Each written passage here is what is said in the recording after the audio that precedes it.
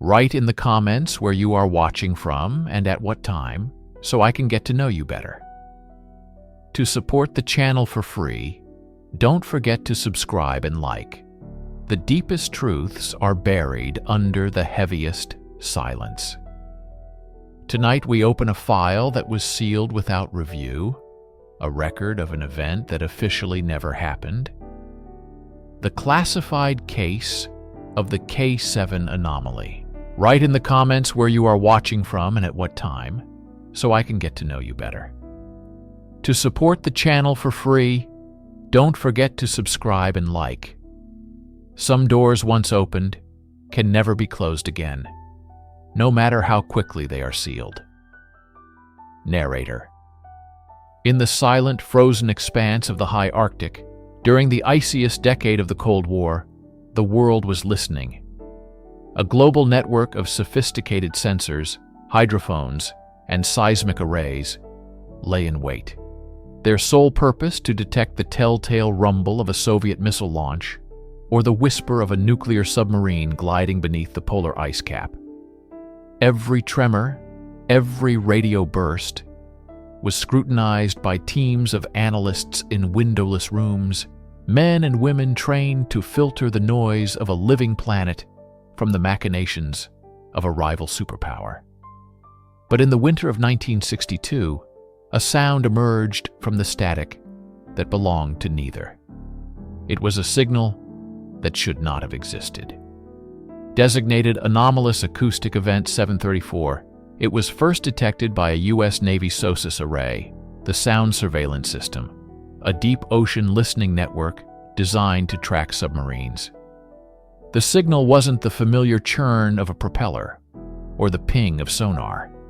It was a low-frequency, rhythmic pulse, a pattern so complex, so mathematically precise, it seemed less like a natural phenomenon and more like a transmission. The problem? It wasn't coming from the ocean. Triangulation from multiple listening posts, from Thule Air Base in Greenland to remote stations in the Canadian archipelago, pointed to a source that was impossible. The signal was emanating from a point nearly 2 miles beneath the surface of the Greenland ice sheet, deep within the Earth's ancient crust. It was a ghost in the machine, a heartbeat in the stone. Physicists were baffled. The energy required to generate such a signal through solid rock was astronomical, far beyond any known geological process or human technology. It wasn't seismic. It wasn't magnetic. It pulsed with a steady, patient rhythm, once every 28.4 hours, a cycle that corresponded to nothing in our solar system. The initial reports were flagged, classified, and sent up a chain of command that ended in a vault at the Pentagon. The official explanation, buried in a memo watermarked Top Secret, was unidentified tectonic resonance, a meaningless phrase designed to kill curiosity and end inquiry. But for a select few within the military's Advanced Research Projects Division, this signal was not an ending. It was a beginning. They had been waiting for something like this. A whisper from the deep that confirmed a far more unsettling theory about our planet's history. The discovery was immediately sealed. No peer review, no academic discussion. Just a handful of classified reports and a new, urgent directive sent to the most secretive military base on Earth, a place that officially didn't exist. Narrator. To understand how a discovery of this magnitude could be buried, you have to travel to the top of the world, to a place known as Camp Century. The year is 1959. The U.S. Army Corps of Engineers begins a monumental undertaking, officially presented to the world as a scientific research station to study the Arctic environment. The public saw newsreels of a futuristic city under the ice, powered by a portable nuclear reactor, complete with labs, a hospital, and even a chapel. all connected by a network of snow trench tunnels. The official cover story was Project Iceworm, a feasibility study to see if the ice sheet was stable enough to house and transport medium-range nuclear missiles, a network of hidden launch sites that would be undetectable to the Soviets. It was a brilliant piece of Cold War subterfuge, but it was only half the story. The Obsidian archive has uncovered declassified internal documents that point to a second, far more clandestine purpose for Camp Century, a mission codenamed Project Winter Harvest. This was its forgotten mandate. The rhythmic signal from deep below the ice was not a new discovery in 1962. Faint, almost imperceptible traces of it had been detected by experimental seismic equipment as early as the late 1940s. Project Iceworm was not just a plan to hide missiles. It was the perfect cover to build a multi-million-dollar drilling platform directly on top of the signal's suspected origin point. While most of the base's personnel concerned themselves with the logistics of living and working under the ice, a small, isolated team of geologists and physicists operated out of a separate, restricted section known as the GeoCore Annex. Their equipment was unique, their mission profile vague. They were tasked with deep Earth core sampling, ostensibly to study the ice sheet's stability for the missile project. In reality, their goal was to drill deeper than anyone had ever drilled before, to penetrate the ice, the bedrock, and whatever lay beneath.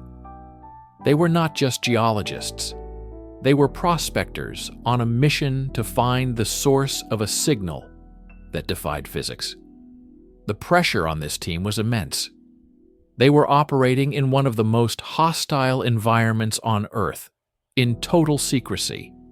Their communications were firewalled, their reports sent directly to a single contact at the Pentagon.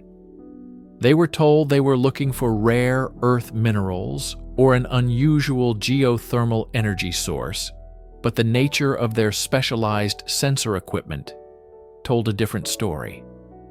They weren't just drilling, they were listening. Every foot of progress was monitored for changes in the signal's intensity and clarity. For 3 years they drilled. The ice cores they extracted provided an invaluable record of Earth's climate, but that was just a byproduct. They were pushing their technology to the breaking point, inching closer to a source that pulsed with an unnerving, intelligent patience from the darkness below. Narrator, August 12, 1963. A date that exists on no official record, but is seared into the memory of the few who were there. After years of relentless effort, the drill bit at the GeoCore Annex, thousands of feet below Camp Century, broke through. The feedback from the drill was wrong. Instead of the grinding resistance of granite bedrock, the operators reported a sudden, brief period of intense vibration, followed by a transition into a material that was, according to the lead driller's unofficial log, like cutting through frozen steel. They had hit something that wasn't on any geological map. An agonizingly slow process began to raise the drill and the precious core sample it contained. When it finally reached the surface, it was immediately placed in a cryo-containment unit and rushed to the secure lab in the annex. This was core sample K7. The moment the outer casing was removed, everyone in the room knew the world had changed. The sample was a perfect cylinder, about 4 inches in diameter. The bottom section was the expected Precambrian bedrock, but the top section, a solid 2-foot length, was something else entirely. It wasn't rock. It was a dark, obsidian-like material with a faint, non-reflective metallic sheen.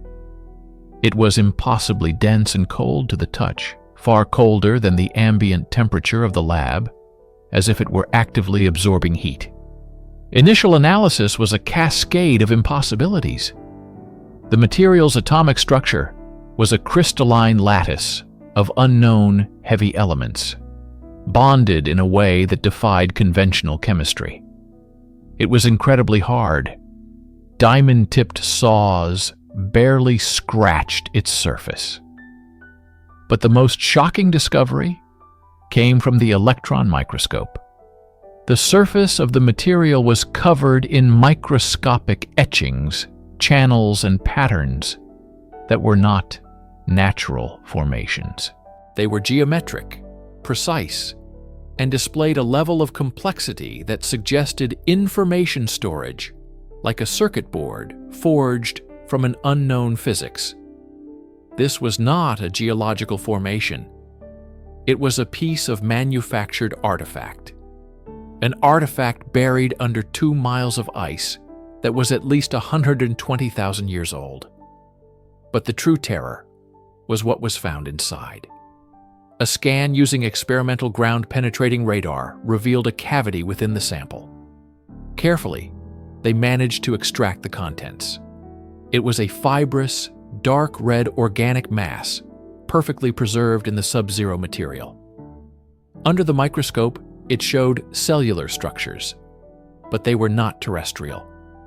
The cell walls were based on a silicon polymer matrix, and where our DNA uses a double helix, this life form used a complex triple helix structure. It was alien, and it was not dead. Biosensors indicated that the cells, when exposed to trace amounts of heat and methane, exhibited minute metabolic activity. It was in a state of near-perfect suspended animation. The discovery was no longer geological. It was biological. The signal from below wasn't a beacon.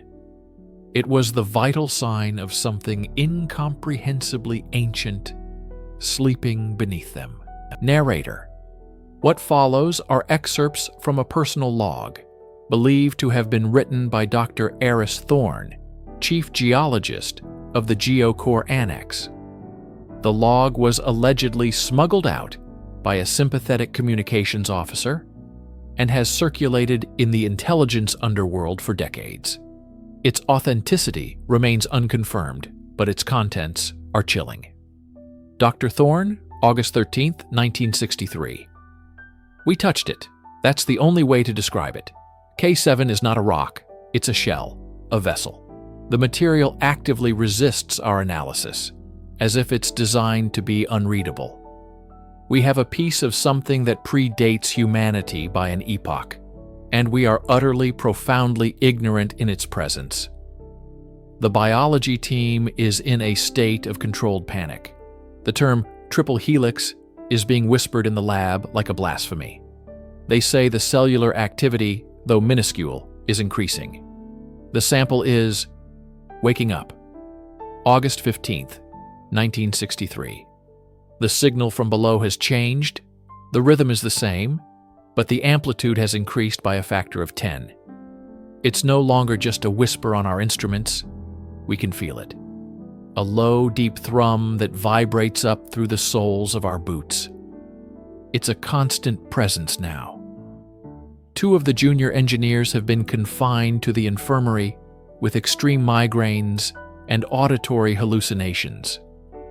They both described hearing a voice, speaking in a language of clicks and whispers, right at the edge of their hearing. August 16, 1963. Sleep is impossible. The vibration is in our bones. The entire annex feels alive. Equipment is failing. Our atomic clock lost 3 seconds today, which is technically impossible. The lights flicker in time with the pulse from below. The strangest part is the cold. The ambient temperature in the lab has dropped 5 degrees, despite the heaters running at maximum. The K7 sample is drawing the energy, the heat, from the room. It feels hungry.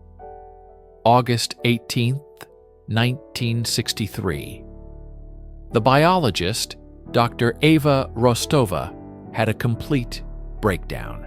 She was found standing before the containment unit for the organic sample, her hand pressed against the frozen glass.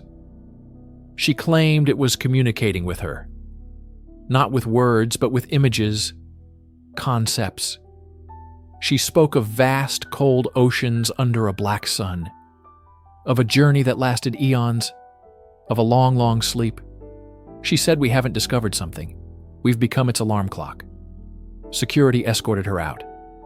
I don't think we'll see her again. August 19th, 1963. The order came today. It wasn't a request. It was an absolute directive from a source so high up it didn't have a name, only a designation. Project Winter Harvest is terminated. All data is to be classified under the Echelon 7 protocol, a level I've never even heard of. All samples, including K7, are to be placed in a lead-lined container and dropped back down the borehole. We are to use thermite charges to collapse the borehole permanently. The official record will state that the drill broke and the project was deemed a failure. We are to be debriefed and reassigned. We are to forget. Dr. Thorne, how can we forget? We are sealing a tomb that we just proved is not empty. This isn't a quarantine. It's a surrender. We made first contact, and our first and only official response was to pretend it never happened. My final log entry. The thing beneath the ice is awake, and now it knows we are here. Write in the comments where you are watching from and at what time, so I can get to know you better. To support the channel for free, don't forget to subscribe and like. What they found beneath the ice wasn't just silent and dead. It was listening. Deep within the subglacial laboratory carved from ancient ice, the initial euphoria of discovery had curdled into a palpable dread. The object, designated Ice Core Anomaly 0, was not merely a geological or archaeological find. It possessed a quality that defied their instruments and frayed their nerves. It emitted a sound. Not a sound in the conventional sense, not something the ear could readily perceive, but a persistent, ultra-low frequency resonance, a hum that vibrated through the soles of their boots, through the steel gantries, through the very ice that had held it captive for millennia. The first indication came from the seismographs. They registered a rhythmic, impossibly steady pulse originating from a point source, the anomaly. It was a perfect, repeating signal, too structured to be natural, too ancient to be man-made. Technicians initially blamed equipment malfunction, a feedback loop from the drills. But even after powering down everything non-essential, the ghost in the machine remained. The hum was there, a sub-audible heartbeat in the heart of the world. Dr. Eris Thorne's team of geophysicists and engineers worked frantically to decipher it. They discovered the resonance was incredibly complex, a layered signal containing mathematical patterns that seemed to echo prime numbers and complex geometric progressions. It was as if they had unearthed a symphony composed of pure mathematics. But this symphony had a disturbing effect. Crew members began reporting persistent headaches, a sense of deep-seated anxiety and vivid recurring nightmares of vast, empty spaces and crushing pressure. Some swore they could hear whispers embedded within the low-frequency drone, fleeting fragments of a language that felt both alien and disturbingly familiar. The psychological toll was mounting.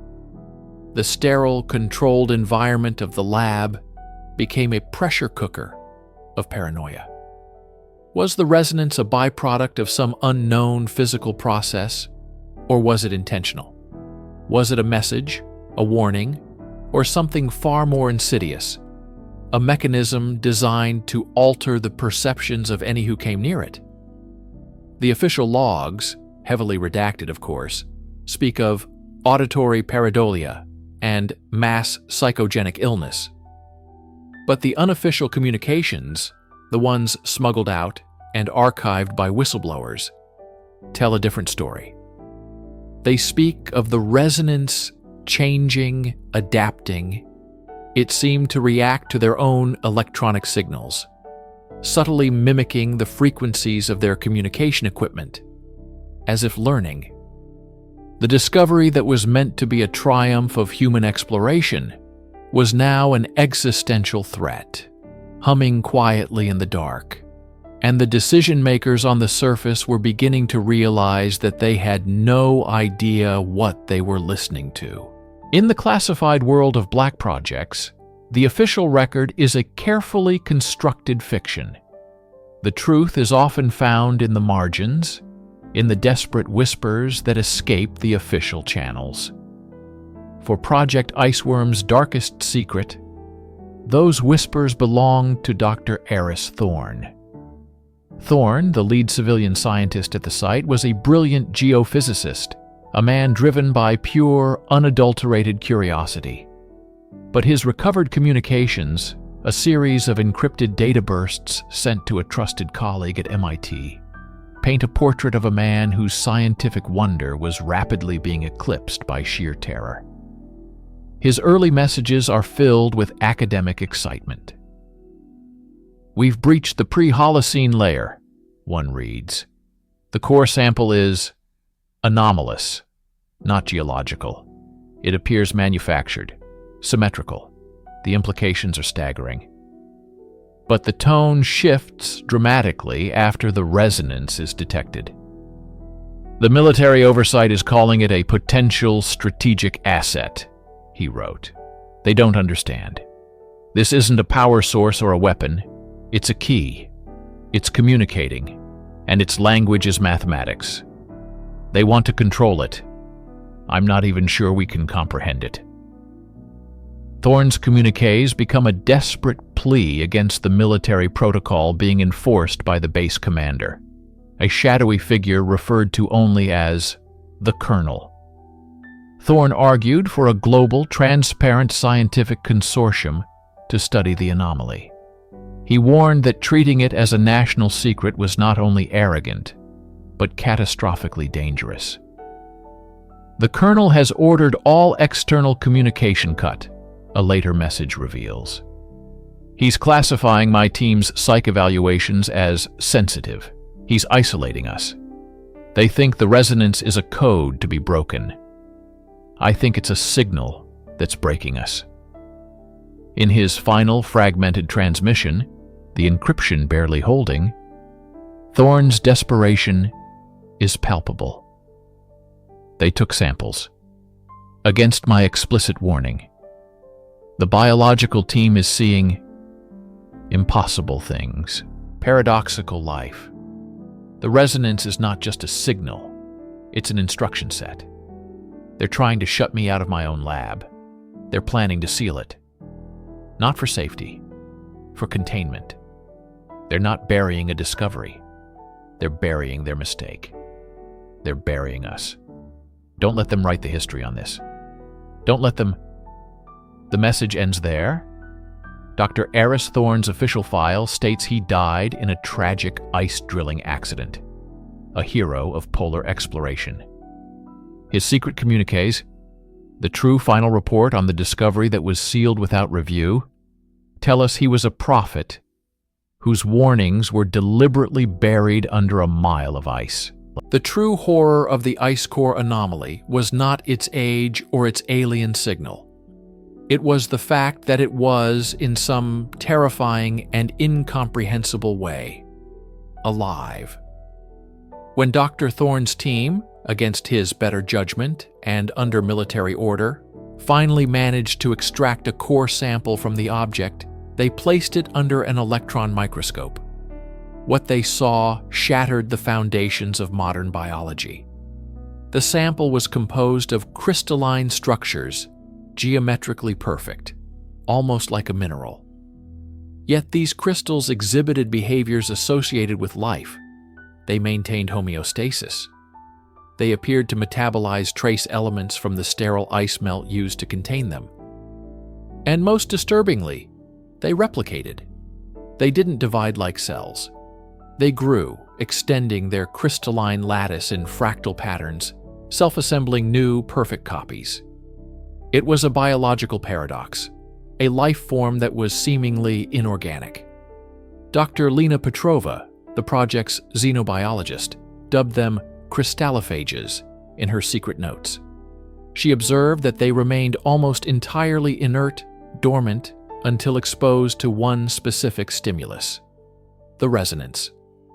When they broadcast the anomaly's own low-frequency hum into the containment chamber, the samples reacted violently. The crystalline structures would begin to vibrate, glowing with a faint, internal bioluminescence.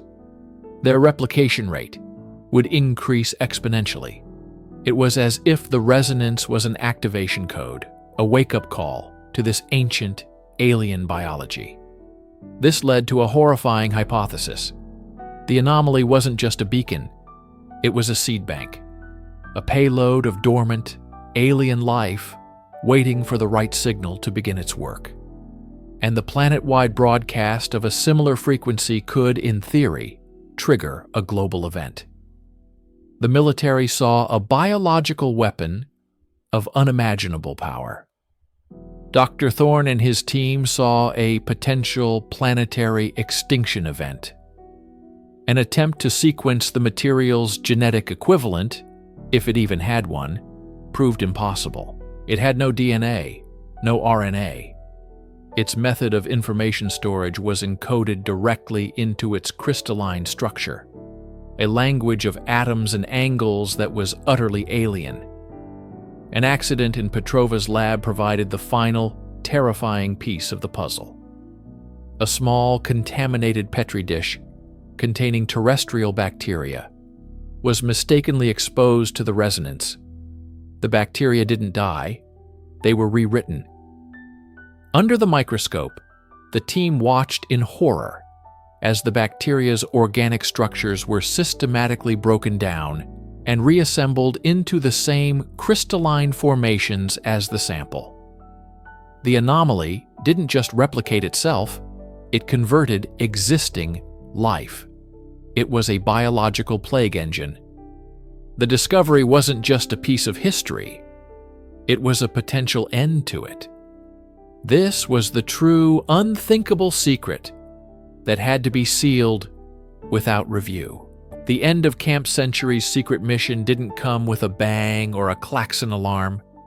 It came with a creeping, silent dread and the chilling efficiency of a military cover-up. The incident in Dr. Petrova's lab, the conversion event, was the final straw. The colonel, operating under a classified emergency protocol known as Directive Zero, initiated a full site lockdown. This wasn't a quarantine to protect the staff. It was to ensure nothing, and no one, ever left. All external communication lines were severed for good. The official story, prepared in advance, was a catastrophic failure of the camp's nuclear reactor, necessitating an immediate and permanent evacuation. The reality was a silent, meticulously orchestrated panic. We can piece together the final hours from fragmented data recovered from a damaged hard drive found decades later. Security logs show armed military personnel, clad in full biohazard gear, taking up positions outside the science labs.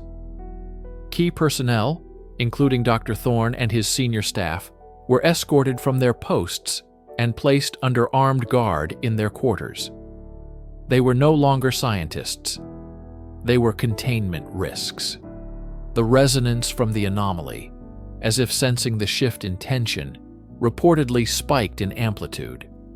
The psychological effects intensified. The last, legible entry in the medical officer's log reads, "Severe cognitive degradation across all sectors. Auditory and visual hallucinations are now the norm. The hum is louder. It feels like it's inside my skull." The final act was the implementation of Project Iceworm's ultimate contingency.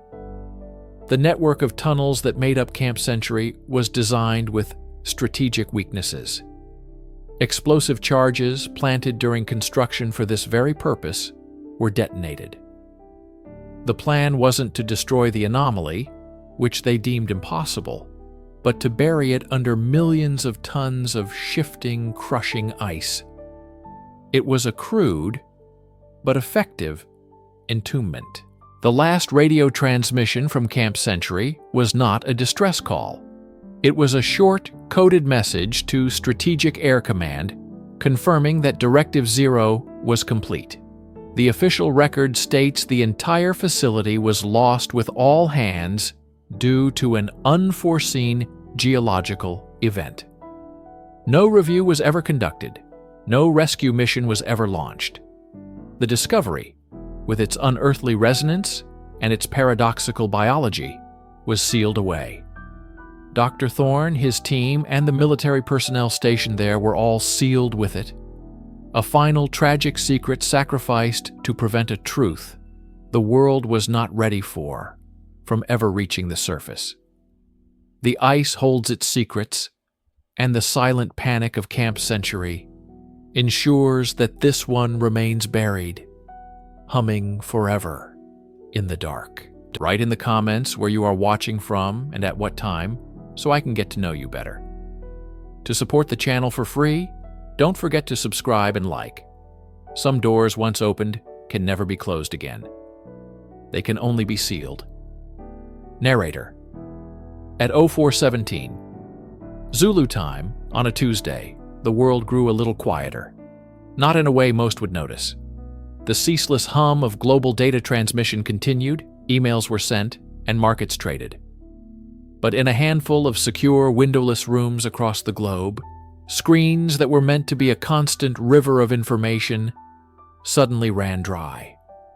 The Vostok Subglacial Research Consortium, a multinational scientific outpost perched on the coldest, most isolated point on the planet, went silent. This wasn't a gradual failure, a flickering signal succumbing to a polar storm. This was a digital severing, instantaneous and absolute. Every data stream, seismic, atmospheric, geomagnetic, cryocore telemetry, even the station's internal climate control and biometric feeds for its 17 resident scientists, vanished. One moment, they were transmitting petabytes of routine information. The next, there was nothing. Initially, it was logged as a catastrophic technical failure. A deep space communications satellite might have malfunctioned, or the station's primary transmitter could have been obliterated by a sudden power surge. Contingency plans were activated. Analysts at NORAD, the ESA, and Roscosmos began trying to hail the station on emergency frequencies, rerouting satellite assets for a visual pass. But the emergency channels were silent. The backup systems were silent. Even the low-tech distress beacons, designed to withstand a direct impact, transmitted nothing but the empty hiss of the Antarctic void. The silence was not an absence of signal. It felt like an active, enforced quiet. Within the first 6 hours, as repeated attempts to establish contact failed, the incident was escalated from a technical problem to a Level 4 Dark Zone event.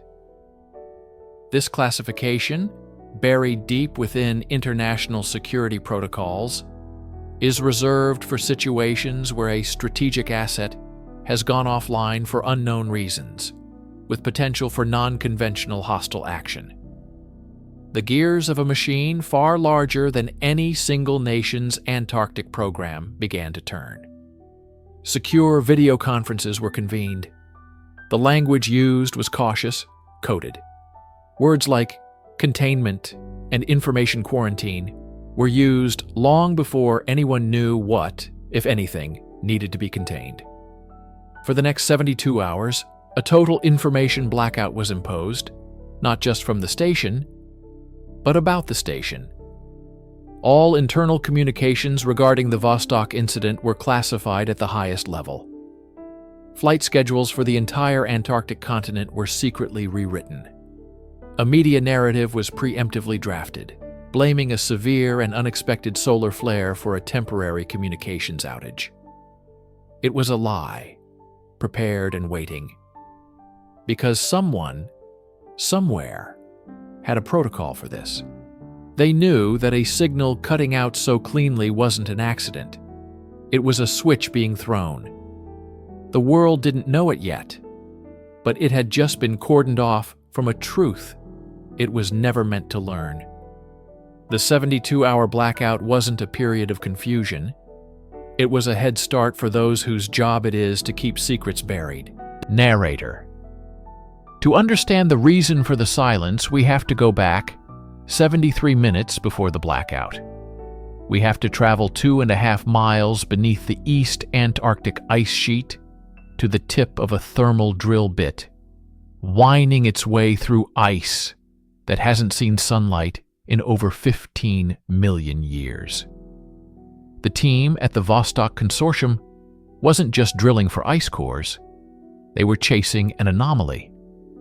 For months, their ground-penetrating radar had been mapping a massive, inexplicable void beneath them, something denser than the surrounding bedrock and completely radar-absorbent. They called it the Attenuation Zone. At 0304 Zulu time, lead petrologist Dr. Aris Thorne noted in his log, a log we only have fragments of, leaked from a source within the Russian Federal Security Service, that the drill had breached the final layer of ice. There was no sudden change in pressure, as expected. No inrush of super-chilled water from Lake Vostok. Instead, the drill's sensors registered impossible readings. The temperature at the drill tip plummeted to near absolute zero, a quantum state that should not exist naturally. Simultaneously, the onboard magnetometer began to spin wildly, indicating a localized magnetic field thousands of times stronger than the Earth's own, before it simply overloaded and died. The last coherent data packet sent from the subsurface probe contained acoustic readings. It wasn't the sound of a cavern or liquid. Audio analysts who later reviewed the fragment described it as the structural absence of sound, a perfect, total sonic vacuum that was somehow propagating upward against the pressure of the ice. The final garbled voice transmission from Dr. Thorne, time-stamped at 0416, 1 minute before the blackout, was chilling. It wasn't a cry for help. The partial transcript reads, "It's not a structure. It's a boundary. The geometry is wrong. We see. It doesn't reflect the light. It consumes it. My God, it's not empty, it's..." The transmission cuts out. This was the subglacial event. Not the discovery of a lost city or an alien craft, but something far more fundamental and terrifying. It was the discovery of a phenomenon that violated known physics, an object or space deep beneath the ice that did not conform to the laws of our universe. It absorbed light, sound, heat, and every sensor-based wave they aimed at it. The data suggested its mass was warping the immediate gravitational field in a way that had the geologists in a panic. This wasn't a scientific discovery. It was a cosmological threat. The blackout wasn't initiated to hide an object. It was initiated to hide the fact that the very rules of reality had a terrifying exception, and it was now accessible. The 17 scientists at Vostok were the first humans to gaze into an abyss that looked back, and their final act was to transmit a warning so dire that a global apparatus of control decided it was better to erase the messengers than to let the message get out. Narrator. While the world slept, unaware of the void that had been breached, a ghost operation was set in motion. It had no official name, but in the few heavily redacted documents that have surfaced, it is referred to only as Extraction Protocol Zero. This was not a search and rescue mission. It was a sanitization protocol, a pre-planned response to a discovery deemed too dangerous for public knowledge. The protocol was activated by a clandestine multinational security council, operating outside the bounds of any public treaty. Within 2 hours of the blackout, a specialized unit was mobilized from a black site in the Norwegian archipelago of Svalbard. They were not soldiers in a conventional sense. They were retrieval specialists, a unit comprised of ex-special forces, engineers, and scientists, all psychologically screened for extreme compartmentalization and moral flexibility. Their transport was a modified, unmarked aerospace craft capable of suborbital hypersonic flight, painted in radar-absorbent material and flying without a transponder. It landed on the Antarctic plateau under the cover of a manufactured polar vortex weather event, its arrival known only to a handful of individuals. Their mission objectives, according to a leaked internal memo, were threefold. First, secure the asset. This meant retrieving the object at the bottom of the drill shaft, or, if that was impossible, retrieving all data related to it. Second, neutralize all witnesses. The 17 scientists and support staff at the Vostok Station were now considered compromised. Liabilities who had seen too much. The protocol made no distinction between rescue and elimination. They were part of the contamination that needed to be cleansed. Third, erase the site. The final stage of Protocol Zero was absolute. The retrieval team was equipped with experimental thermobaric charges designed to be deployed deep within the borehole. The goal was to collapse the shaft and the surrounding 2 miles of ice, flash melting it into a solid, impenetrable tomb, then triggering a larger seismic event to bury the entire station. The zero in the protocol's name had a chillingly literal meaning. Zero evidence, zero survivors, zero trace that the Vostok Consortium ever existed beyond archived records. The team operated with cold, detached efficiency. We don't know what they found when they entered the station. Was it empty? Were there bodies? Or was the impossible geometry Dr. Thorne described no longer confined to the bottom of a hole? The operation lasted just under 7 hours. As their craft ascended back into the silent darkness, the Antarctic continent shuddered with a deep, powerful tremor. A tremor that would later become the cornerstone of the official story. Narrator.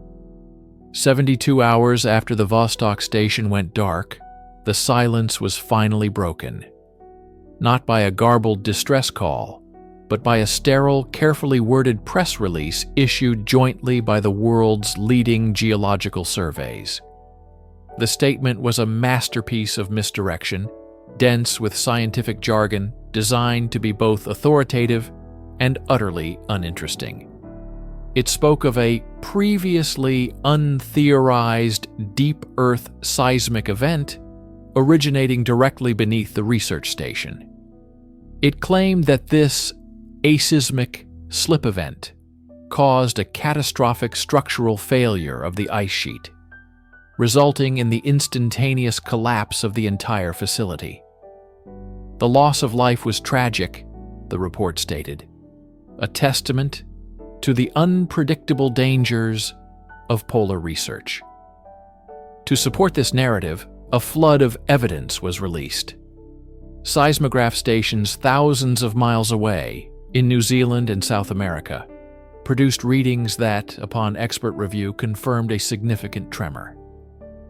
But independent analysts have since pointed out anomalies in these readings, a wave propagation that doesn't match any known geological event. They look less like the signature of an earthquake and more like that of a massive, deep Earth explosion. Satellite imagery was also provided, showing a vast new network of crevasses and fractures on the ice surface around the station's last known coordinates. The official story was that this was the result of the seismic shift, but the images were conveniently low resolution, and they were released only after the 72-hour blackout period, during which a polar storm made direct observation impossible. No one could independently verify if those crevasses were there before the event. The final, damning piece of the cover-up was the immediate declaration of a permanent Antarctic specially protected area around the site, a circle with a radius of 200 kilometers. The official reason was ongoing geological instability. But this restriction was unprecedented. It wasn't just a research ban. It was a total exclusion zone, enforced by military patrol with a strict no-fly order. You don't create a permanent military exclusion zone for an earthquake. You do it to guard a tomb or a prison. The families of the 17 lost personnel were offered massive financial settlements, all contingent on the signing of a perpetual non-disclosure agreement, legally binding them and their descendants to silence. The official narrative was sealed. A tragic accident, a force of nature. But for those of us who look for the cracks in the story, the truth is far more terrifying. A discovery was made, a protocol was executed, and a lie was entombed under 2 miles of ice. We are left to wonder, what did they find? And why was the decision made, without review or debate, that humanity was better off not knowing? Write in the comments where you are watching from and at what time, so I can get to know you better. To support the channel for free, don't forget to subscribe and like. Some doors once opened can never be closed again. They can only be sealed. Narrator, welcome back to the Obsidian Archive. In our last chapter, we detailed the initial moments of Project Chimera, the impossible discovery made deep beneath the Antarctic ice shelf. A structure, non-human and impossibly ancient, that defied every known law of physics and history. The initial radio transmissions were filled with awe, confusion, and a dawning sense of terror. Then, silence. For 72 hours, the world, or rather the very small part of it that was aware, held its breath. When communication was reestablished, the story had changed. The official report cited a geological anomaly, a series of seismic events that had caused equipment failure and the tragic loss of the primary research team. A neat, tidy, and utterly false explanation. The cover-up had begun, and its first instruments were a black marker and a quiet threat. The paper trail is where the cleansing started. The original project lead, Dr. Eris Thorne, a man whose entire career was a monument to meticulous record-keeping, suddenly had his logs corrupted. His field reports, initially transmitted in clear text, were reissued with entire paragraphs, sometimes whole pages, blacked out. We obtained a copy of Report CH-77B through a Freedom of Information Act request. It's more black than white. Words like bioluminescent, non-Euclidean, and sentient resonance are surgically removed, leaving behind a nonsensical skeleton of technical jargon. But the redactions themselves tell a story. They are not random. They are focused.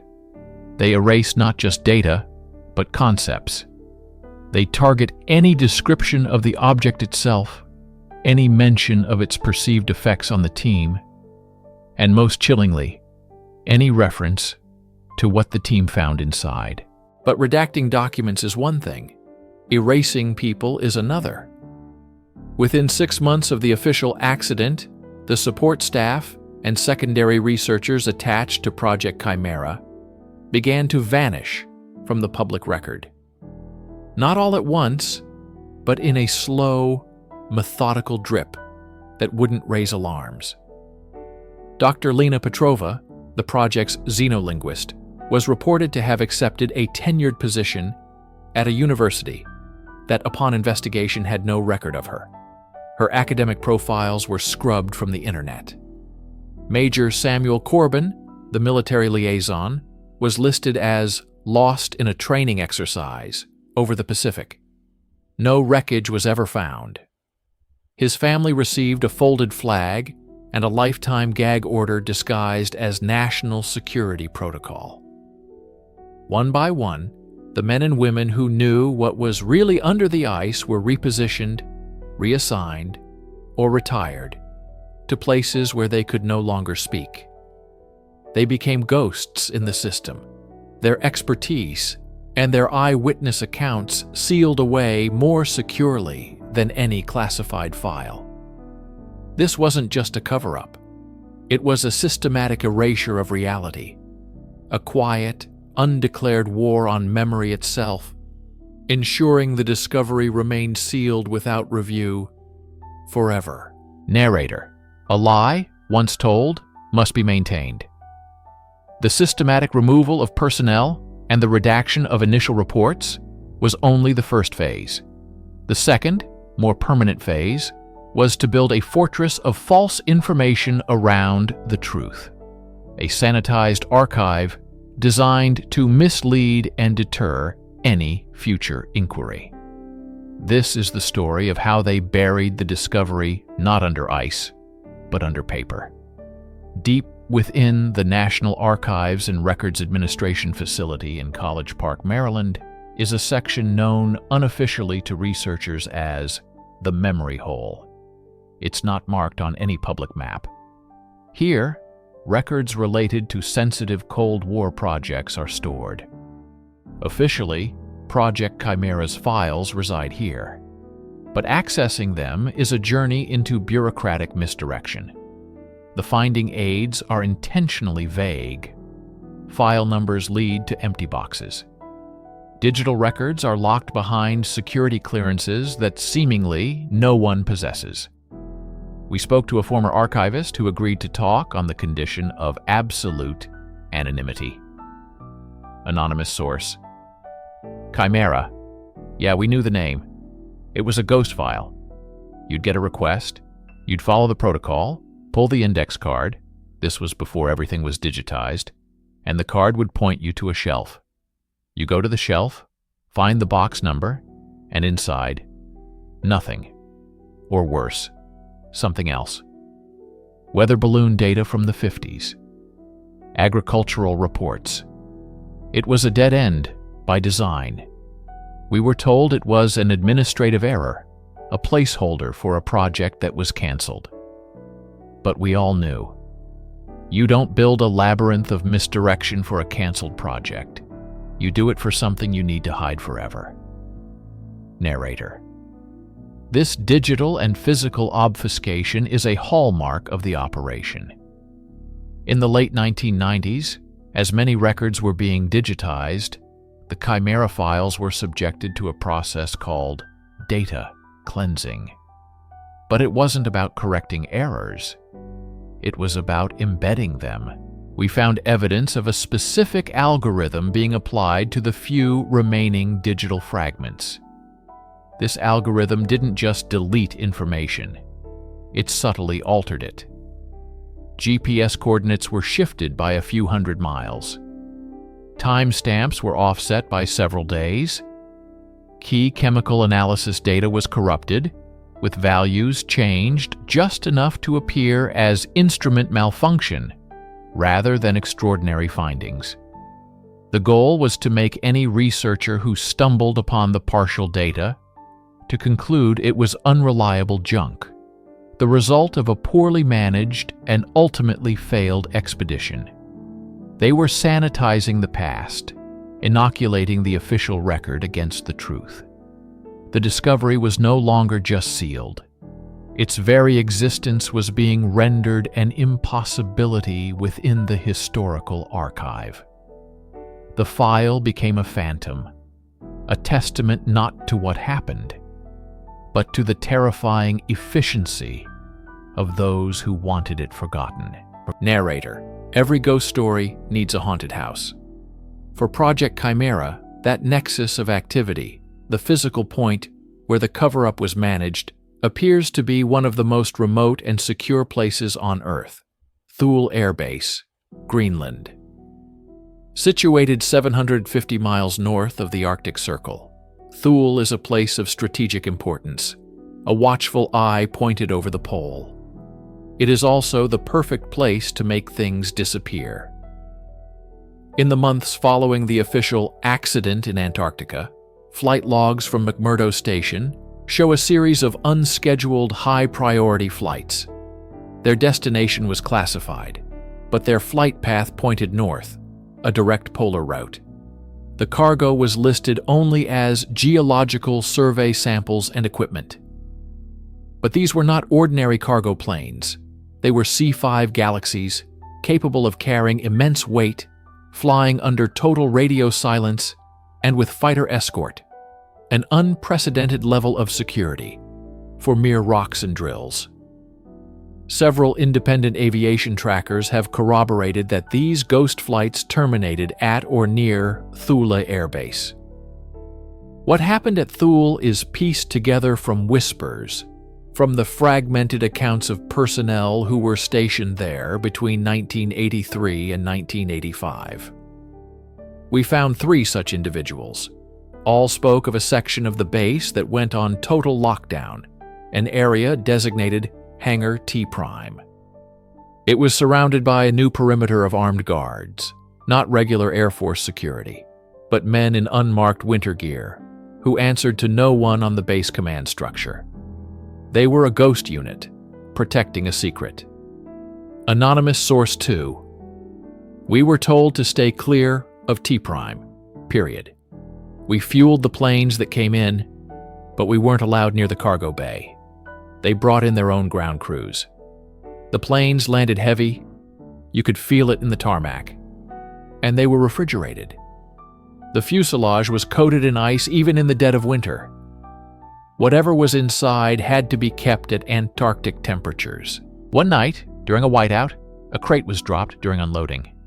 It wasn't big, maybe the size of a car. It didn't break open, but it hummed.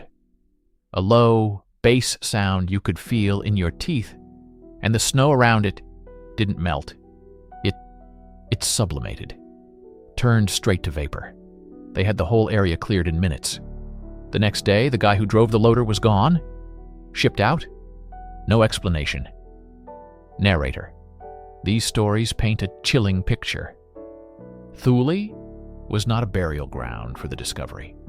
It was a laboratory, a place where the object, or pieces of it, were taken for study, far from any prying eyes. The secrecy, the humming, the strange physical effects, it all points to the fact that the entity from the ice was active. The discovery wasn't just sealed and stored. It was being vivisected by a shadow organization with unlimited resources. The review that was denied to the public was happening in secret, in the unending night of the Greenlandic winter. Narrator: of the original 12 members of the Project Chimera primary research team, 11 were officially declared dead in the fabricated seismic event. 11 death certificates, 11 grieving families, 11 closed files. But there was a 12th member, Dr. Elias Vance, the team's astrophysicist and theoretical mathematician. His name does not appear on the casualty list. Instead, his official record states he suffered a complete psychotic breakdown due to extreme isolation and was honorably discharged to a private medical facility. He was the one they couldn't simply erase. He was the lone survivor. For 30 years, Elias Vance lived in obscurity, in a remote corner of New Mexico, never speaking publicly about his work in Antarctica. He was watched, his mail was read, his calls were monitored. He knew he could never tell the story directly. So he chose another way.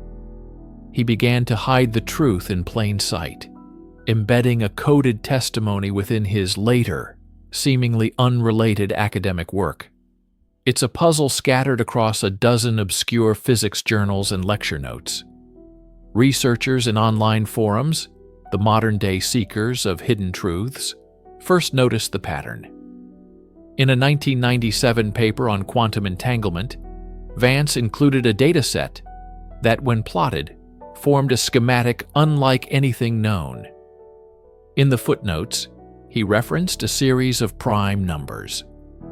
A cryptographer realized these numbers corresponded to page and word counts in Vance's own doctoral thesis from 1968. When you pulled those specific words, they formed a chilling message. It is not dead. It sings in the dark.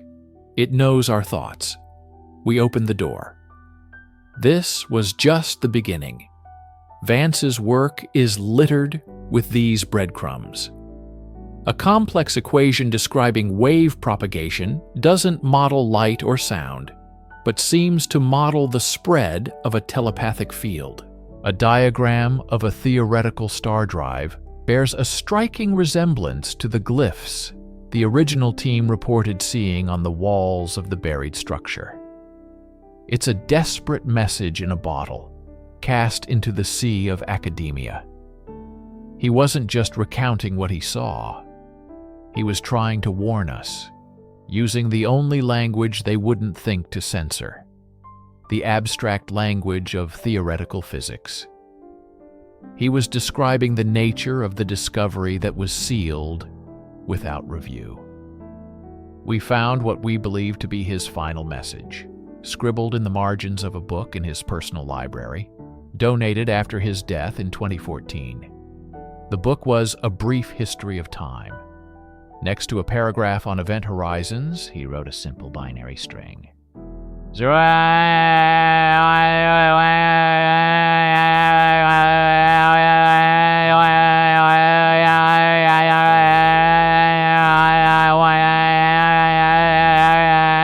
It translates to one word. They are listening. Elias Vance lived his life as a ghost, but he refused to let the truth die with him. His testimony, coded and fractured, is the last, best hope of understanding what was truly found beneath the ice, and why it was sealed from the world with such desperate, terrifying force. Write in the comments where you are watching from and at what time, so I can get to know you better. To support the channel for free, don't forget to subscribe and like. Some doors once closed were never meant to be opened again. Narrator. For most of us, fathers are figures of guidance, of presence. They are the fixed points in the constellation of our youth. But for David Thorne, his father, Dr. Eris Thorne, is a void, an absence defined by a single classified event in the winter of 1983. Dr. Thorne was a geologist, but that title was a public-facing simplification. He was part of a clandestine division of the United States Geological Survey, a unit tasked with investigating anomalies that defied conventional science. His last known assignment was designated Site K2, a newly discovered cavern system deep beneath the Ellsworth Mountains in Antarctica. The official report, the one David received after years of petitioning, is a masterclass in bureaucratic obfuscation.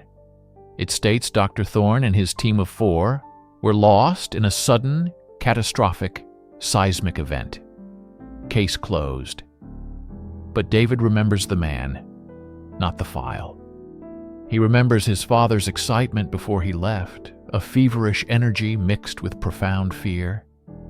He remembers the strange, heavy crate his father kept in his study, a crate that vanished the same day the men in dark suits came to deliver the news.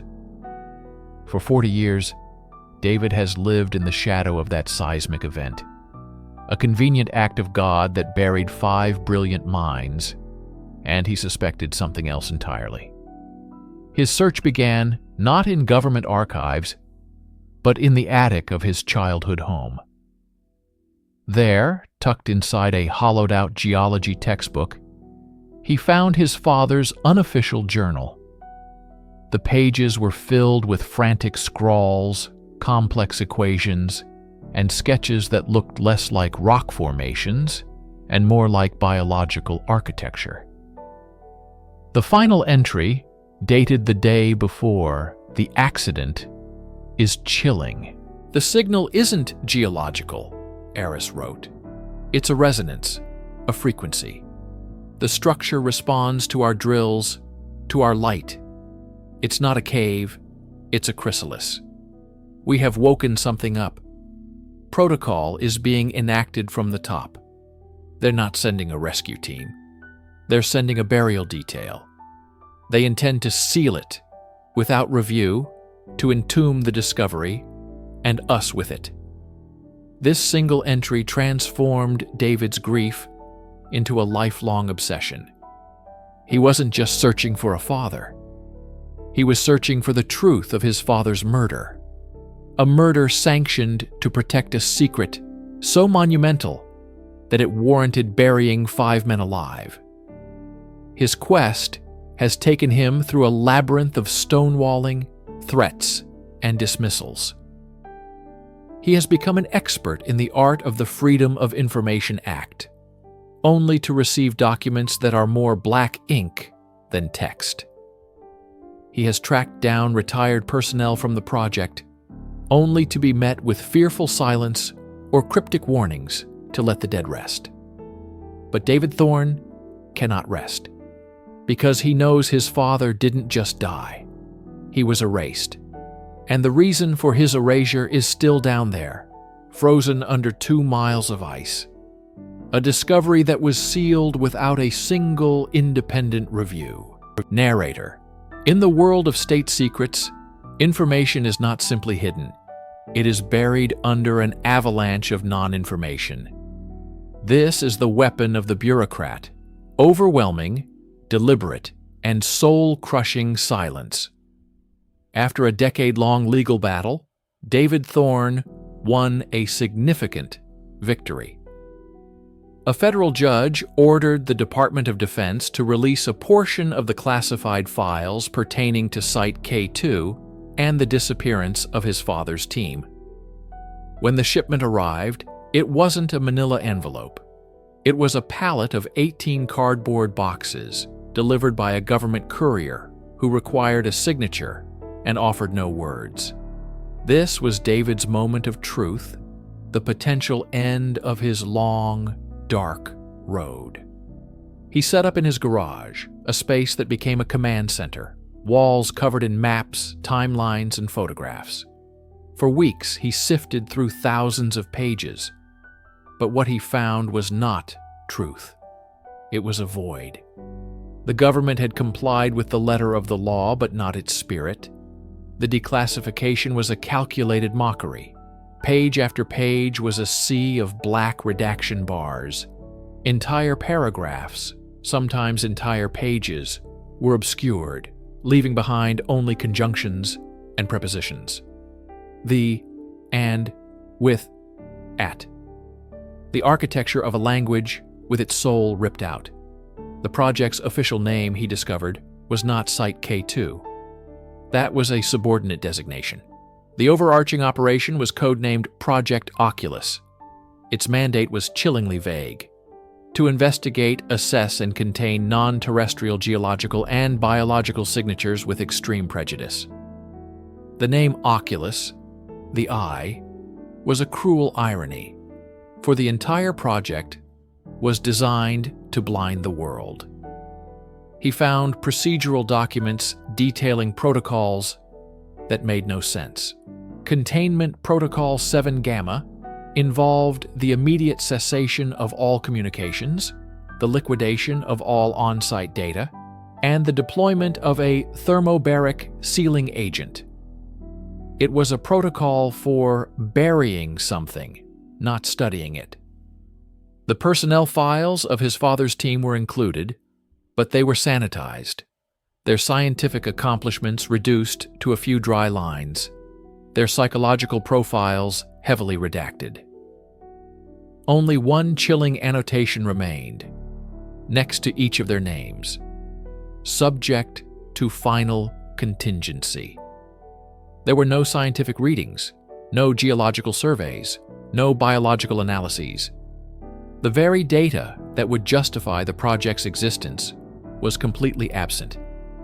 It was as if they had released the library catalog, but burned all the books.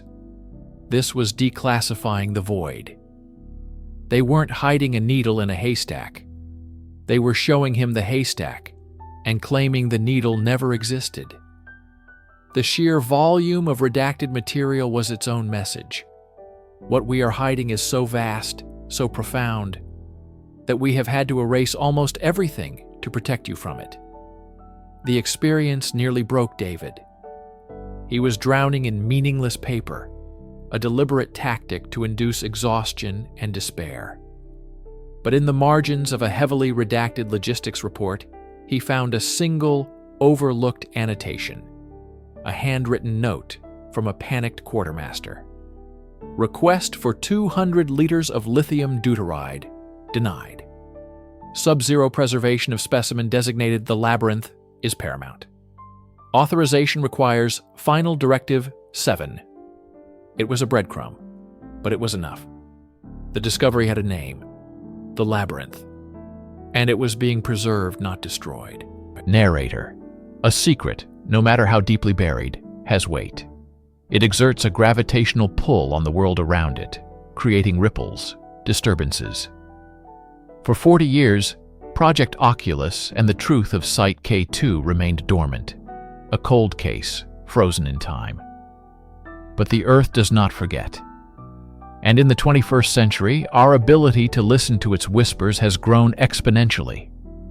The first echo came not from a government archive, but from a university seismology lab in 2018.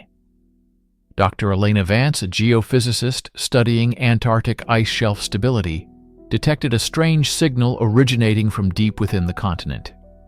It wasn't a natural ice quake or tectonic shifting. It was a rhythmic, low-frequency pulse, repeating every 172 minutes with mathematical precision. When she triangulated the source, the coordinates matched the last known location of Dr. Eris Thorne's team, Site K2. Her initial findings were dismissed by her peers as equipment malfunction or signal interference. But Vance persisted. Using ground-penetrating radar and satellite-based magnetic imaging, she uncovered something more profound.